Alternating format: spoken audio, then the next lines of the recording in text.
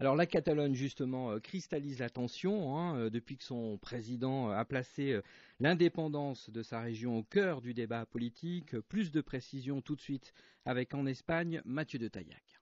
C'était la grande promesse du président régional de la Catalogne, celle qui a focalisé toute la campagne des élections catalanes de novembre dernier. Le peuple catalan, dit Artur Mas, sera consulté. Il s'exprimera sur la possibilité de faire de la Catalogne un nouvel État au sein de l'Union européenne. Artur Mas, donc, a été reconduit à la tête du gouvernement régional, mais son parti nationaliste, CIU, a subi un recul et, faute de majorité absolue, Mas doit s'appuyer pour gouverner sur un parti plus radical, plus clairement indépendantiste, ERC. Les deux formations, CIU et ERC, se sont engagées sur une date pour organiser ce référendum. 2014, cela tombe bien, ce sera le 300e anniversaire du siège de Barcelone, un épisode historique qui est désormais considéré comme la fête nationale de la Catalogne. On connaît l'année donc, mais c'est à peu près tout, car pour le reste, c'est l'inconnu. Madrid s'oppose de toutes ses forces à un référendum d'indépendance. Il serait contraire à la Constitution, martèle le gouvernement conservateur de Mariano Rajoy. À Barcelone, on indique au contraire que si Madrid donnait son accord, un référendum serait légalement possible. Mais la droite espagnole a la majorité absolue au Parlement et elle ne cédera pas. Du coup, la Catalogne envisage d'autres possibilités, préparer par exemple une loi catalane régionale qui donnerait un cadre légal à ce référendum.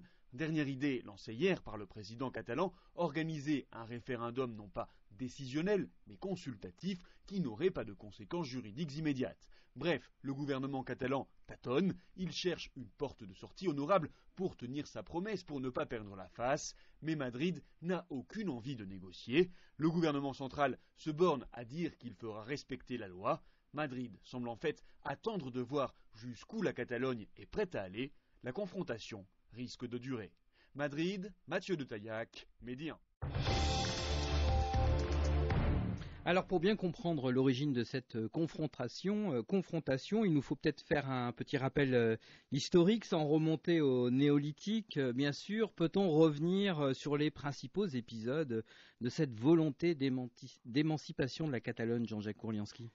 Alors, la volonté d'émancipation de la Catalogne, elle remonte à ce que je vous disais tout à l'heure, sur la difficulté de l'Espagne à construire son identité nationale et sur le fait que les bourgeoisies, disons, qui ont assuré le développement dans un marché unique dans d'autres États européens, comme en France ou en Angleterre, en Espagne, elles étaient dans les périphéries, elles n'étaient pas dans la capitale. Donc, il s'est constitué des identités reposant sur des réalités économiques différentielles. La volonté des Catalans de matérialiser c'est ce qu'ils considèrent comme une avancée par rapport à la capitale sous forme de statut particulier depuis la fin du 19e, le début du 20e, l'octroi d'un statut d'autonomie par la République espagnole et puis ensuite la répression franquiste. Donc dans la construction des identités basques ou catalanes, il ne faut pas oublier la répression franquiste. C'est un phénomène qu'on a retrouvé en Italie avec Mussolini pour ce qui s'est passé dans le Val d'Aoste, dans le Tyrol du Sud, etc. Ces dictatures jacobines, entre guillemets, qui empêchaient toute expression du fait différentiel.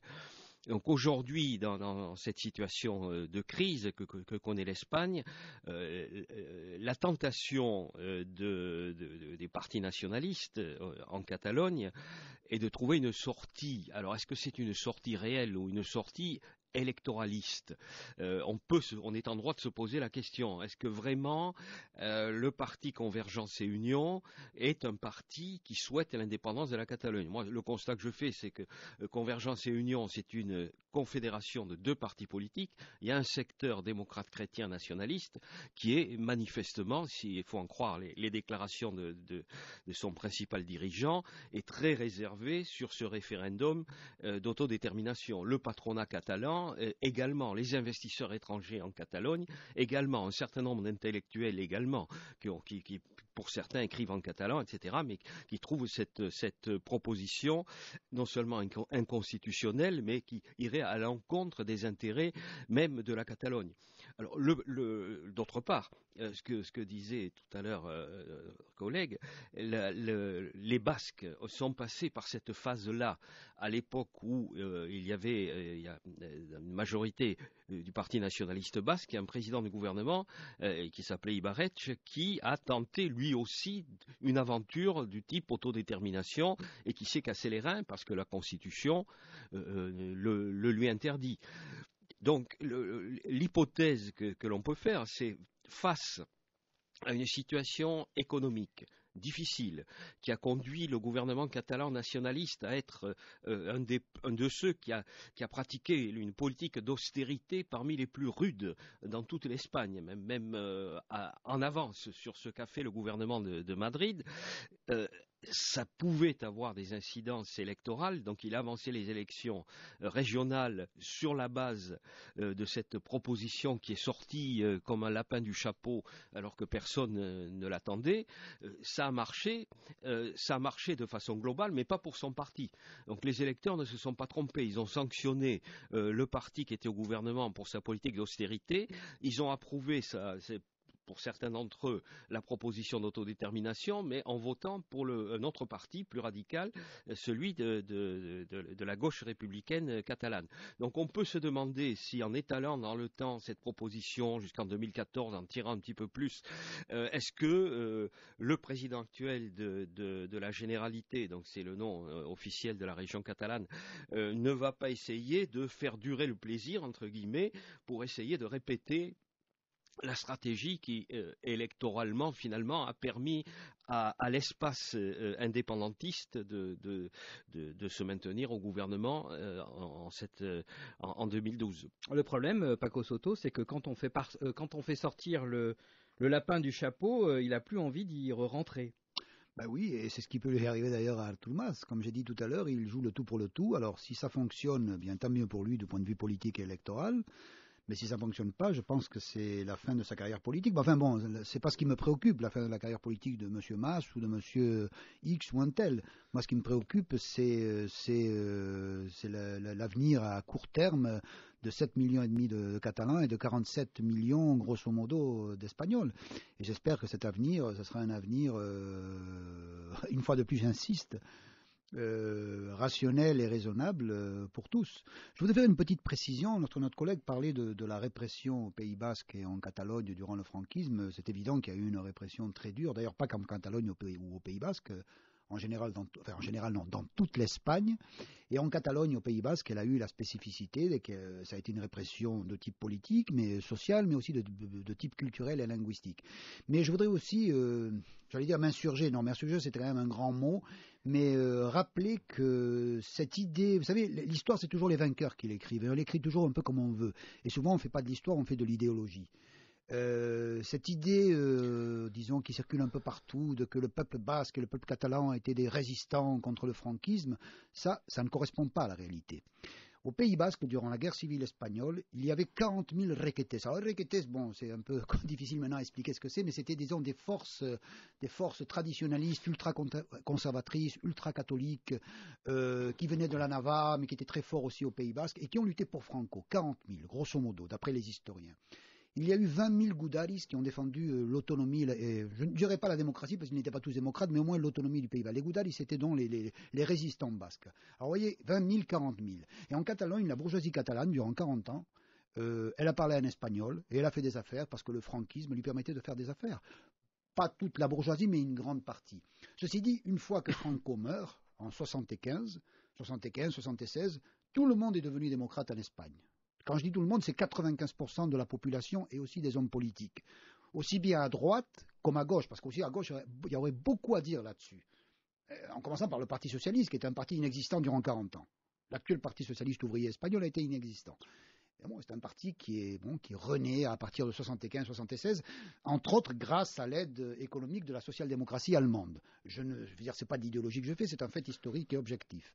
Alors bon, je dis ça parce que je crois qu'il est bon aussi parfois de faire certaines précisions sur ces idées une dictature, effectivement une dictature criminelle, féroce, qui viole les droits humains les plus élémentaires, et puis deux peuples braves, guerriers qui résistent contre cette dictature. Parce que c'est loin d'être loin d'être la vérité. Donc, lorsque l'ancien président du Parti populaire de Catalogne convoque récemment les vieux démons en disant qu'il réclame une intervention militaire en Catalogne si jamais il devait y avoir une éventuelle déclaration d'indépendance, on donne le ton et on surfe aussi sur ces vieux démons-là ou pas? C'est là aussi, on est la petite phrase politique on est en plein débat électoraliste parce qu'il sait très bien que la proposition de référendum est inconstitutionnelle. Oui. Elle passera pas la barre. Mais bon, alors pour des raisons électorales, chacun essaie de mobiliser les siens. En jouant sur l'émotionnel, en essayant de rappeler des démons hérités du passé, mais il ne faut pas prendre pour argent comptant ce que disent les uns et les autres, heureusement d'ailleurs, parce que sinon l'Espagne pourrait retomber en guerre civile. On est plutôt.